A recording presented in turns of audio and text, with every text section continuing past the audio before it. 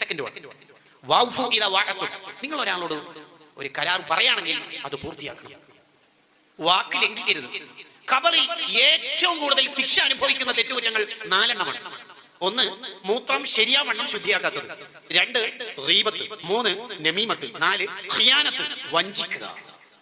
നമ്മളെ ഒരാൾ വിശ്വസിച്ചു, അയാളെ വഞ്ചിക്കുക. ഖബറിൽ ഏറ്റവും കൂടുതൽ ശിക്ഷ ഉള്ള തെറ്റാണ്. ജീവിതം തകർന്ന് തരിപ്പണവും. കരാർ പറഞ്ഞാൽ ലംഘിക്കാൻ പാടില്ല.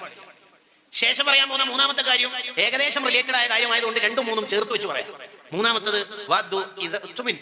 നിങ്ങൾ ഒരാൾ വിശ്വസിച്ചാൽ വഞ്ചിക്കരുത്. നേരത്തെ പറഞ്ഞത് കരാർ പറഞ്ഞാൽ ലംഘിക്കരുത്.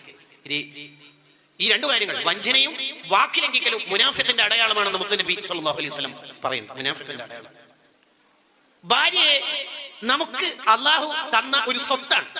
സ്വഹീഹ് ഇബ്നു ഹിബ്ബാനിൽ കാണാം, ആഖിറത്തിൽ പുരുഷന്മാരോട് ചോദിക്കത്രേ, ഈ പെണ്ണിന് എത്ര അന്വേഷണങ്ങൾ പ്രപ്പോസലുകൾ വന്നിട്ടുണ്ട്, പലർക്കും കൊടുക്കാതെ ഈ പെണ്ണിനെ നിനക്ക് ഞാൻ ഭാര്യയാക്കി തന്നതിന് നീ എന്ത് ശുക്ര ചെയ്തത് എന്ന് ചോദിക്കും. നമ്മളെപ്പോഴും തിരിച്ചാ ഡയലോഗ് ഭാര്യനോട്, ഇന്നലെ ഭാഗ്യം തന്നെ കിട്ടിയന്. എന്ത് ഭാഗ്യം? എന്ത് ഭാഗ്യം? നീ ആരാണ്? എന്ത് ഭാഗ്യം? ഞാൻ ആരോ ആണ് എന്ന തോന്നലിൽ നിന്നല്ലേ ആ വർത്തമാനം വന്നത്. നമ്മളാരാ? ആഖിറത്തിലെത്തിയാൽ ഏറ്റവും ഫസ്റ്റ് നരകത്തിലേക്ക് നമ്മളെ പേരെ വിളിക്കണമെങ്കിലോ ഭാര്യന്റെ ഭാഗ്യമാണോ നിർഭാഗ്യമാണോ? ഭാഗ്യോ? എന്ത് ഭാഗ്യം? അങ്ങനെ നമ്മൾ ആലോചിക്കേണ്ടത് അല്ല. ഞാൻ ഏറ്റവും പാവാണ്, ഞാനൊന്നിനും കൊള്ളാത്ത ആളാണ് എന്നല്ലേ വിചാരിക്കേണ്ടത്. കിബറില്ലാത്ത ജീവിതമല്ലേ നമുക്ക് ഉണ്ടാവേണ്ടത്. വഫാത്തിന്റെ തൊട്ടു മുമ്പ് വരെ ഉമർ ബിൻ ഖത്താബ് റളിയല്ലാഹു അൻഹു എന്ന ധീരനായ സ്വഹാബി, അമീറുൽ മുഅ്മിനായ സ്വഹാബി, പിശാച് ആ വഴിയിലേക്ക് അടുക്ക പോലും ചെയ്യാത്ത സ്വഹാബി, ഈമാനിന്റെ പ്രോജ്വലിക്കുന്ന നേതാവായ സ്വഹാബി, സിറാജ് അഹ്ലിൽ ജന്ന, സ്വർഗ്ഗത്തിന്റെ അഹ്ലുകാരുടെ വിളക്കുമാണെന്ന് നബി സല്ലല്ലാഹു അലൈഹി വസല്ലം തങ്ങൾ വിശേഷിപ്പിച്ച സ്വഹാബി എന്താ പറഞ്ഞതെന്ന് നിങ്ങൾക്ക് ഹുദൈഫത്ത് ബിൻ യമാൻ തങ്ങളെ വിളിച്ചിട്ട് പറയാ, നിങ്ങൾക്ക് നബി സല്ലല്ലാഹു അലൈഹി വസല്ലം തങ്ങൾ കുറെ രഹസ്യം പറഞ്ഞിട്ടുണ്ട്.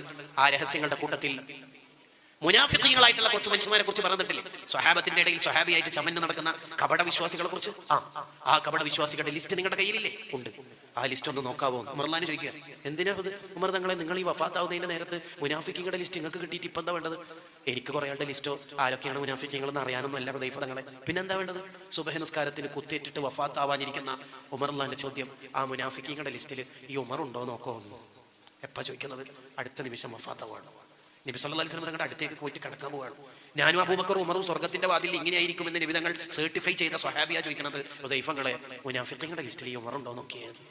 ഹുദൈഫങ്ങൾ നോക്കിയിട്ട് വേണോ ചെക്ക് ചെയ്തിട്ട് പറയാൻ? ഞാൻ കുറെ നേരം നോക്കിയില്ല. ഹുദൈഫങ്ങൾ അങ്ങനെ ചെയ്യോ? അങ്ങനെ ആവശ്യമുണ്ടോ? ഹുദൈഫങ്ങൾ പറഞ്ഞു ഒറ്റ കരച്ചിൽ ഉമറങ്ങളെ വരുന്ന ഇല്ലില്ല. അന്നേരം ഉമർ എന്താ പറയുന്നറിയോ? ശരിക്കും നോക്കുമോൻ എന്നിട്ട് പറയുന്നു. ഇതാണ് മുത്തഖീങ്ങളുടെ ഖൽബ് എന്ന് പറയുന്നത്.